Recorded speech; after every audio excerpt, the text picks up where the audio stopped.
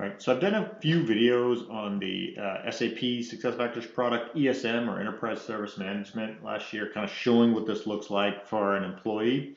And I've gotten questions on like, well, how does this play into the broader AI strategy?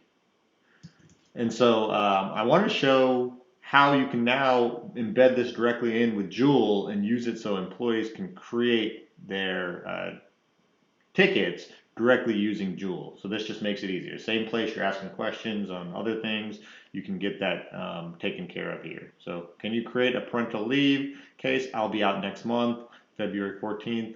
All right, just confirm the subject line. Boom, your case has been created.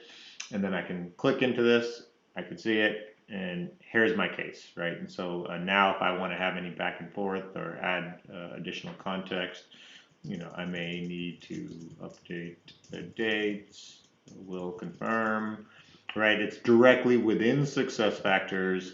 It's created with Joule, right? You can easily make the changes you want here. There's the self-service functionality, and Joule just makes that easier. All right, thanks for watching.